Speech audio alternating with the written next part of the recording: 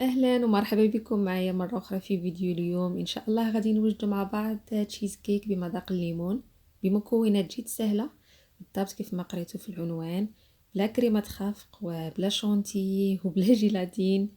غادي تقولوا لي باش نصايبها لهذا الحساب. نزيدكم، راهو بلا بيض، غير اللي ما بغاش يحيد عليه العكز وينوض يوجد ألذ واسهل تشيز كيك. نخليكم تشوفوا المكونات البسيطه اللي استعملت. بالنسبه لهاد التشيز كيك غادي يكون متكون من 3 ديال الطبقات، وهادو هما مكونات الطبقه الاولى اللي راها معروفه وكتستعمل كطبقه اساسيه في جميع انواع التشيز كيك. عندي 200 غرام ديال البسكوي مطحون، هنا استعملوا اي نوع متوفر عندكم.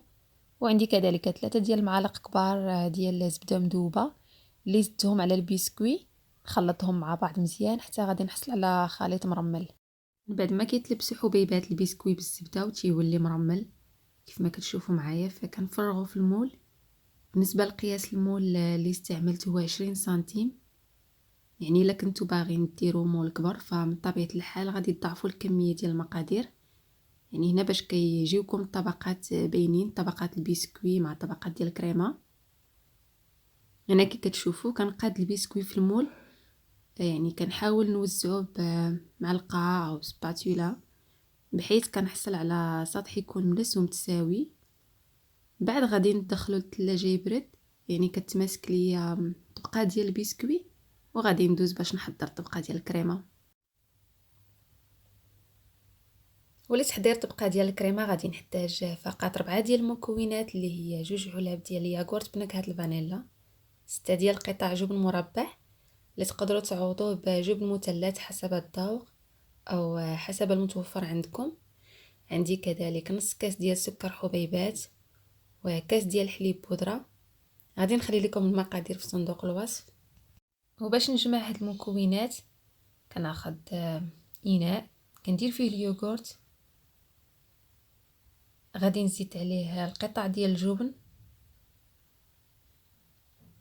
وكندير كاس ديال السكر. اخر حاجه كنزيد الحليب مجفف او حليب بودره.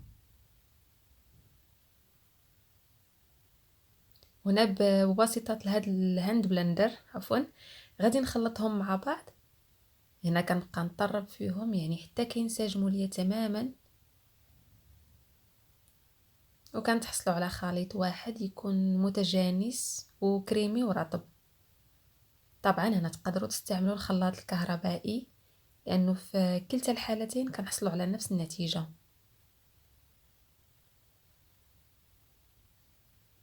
في هذا الاثناء غادي تكون طبقه ديال البسكوي يعني تماسكات وشدات في راسها شويه.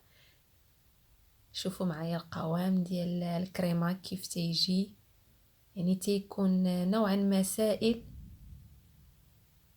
صافي غادي نفرغه مباشره على البسكوي، يعني هنا بلا ما كنقادو بمعلقه يعني ولا سباتولا ولا شي، لانه كياخد بلاصتو بمجرد ما كنفرغوه في المول. صافي غادي ندخلو الفران اللي سخنته من قبل على درجه حراره 170، كنشعل عليه غير من الفوق حتى كتنشف ليا طبقه ديال الكريمه. تقريبا غادي تاخد ليا من 7 حتى ل10 ديال الدقائق. تشيز كيك ديالي بعد ما خرجته من الفران كتكون طبقه ديال الكريمه تماسكات، بحيث ملي كنحط صبعي فوقها كيبقى ناشف. غادي ندخل التشيز كيك للثلاجه يبرد وندوز باش نوجد طبقه ديال الليمون اللي غادي نحتاج فيها المعلقه كبيره ديال السكر وواحد ساشي ديال الفلان. انا استعملت هذا اللي كيتضاف مع نصف لتر ديال الحليب او سوائل بصفه عامه. كنوضعهم في كاسرونه وغادي نزيد عليهم 150 مليلتر ديال عصير الليمون اللي تنكون صفيته يعني من الحبيبات ديال الليمون او لا دوك العظام اللي تيكونوا فيه. ونخلط المكونات بثلاثه مزيان. غادي نحطو فوق العافيه مع التحريك طبيعه الحال حتى كيوصل لدرجه الغليان. من بعد كنطفي عليه، يعني هنا كنطيبو بنفس الطريقه اللي كنحضروا بها الفلون مع الحليب.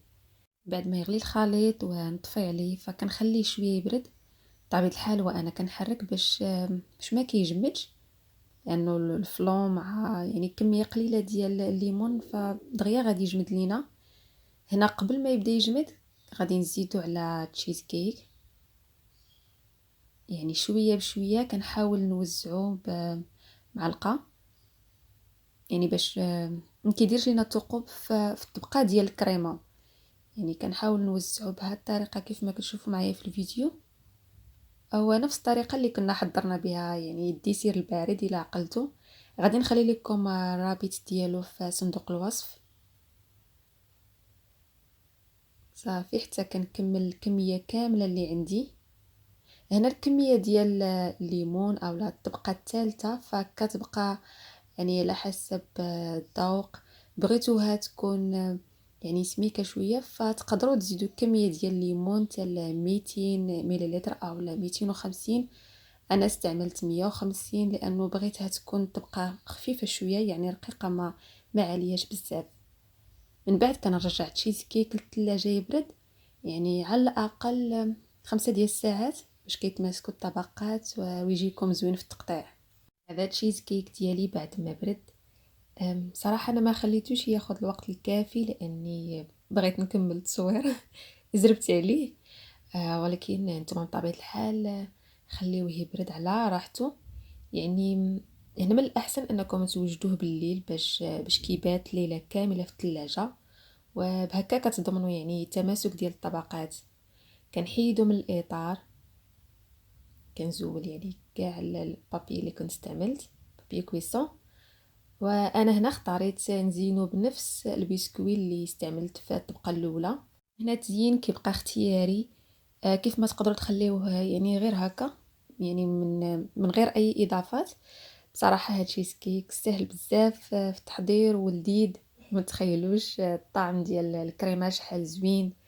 فعلا كيجي كريمي بقطع الجبن ولا الحليب بودره، وزيد عليه طبقه ديال الليمون شحال منعشه، خصوصا في هذا الجو الحار والصيف.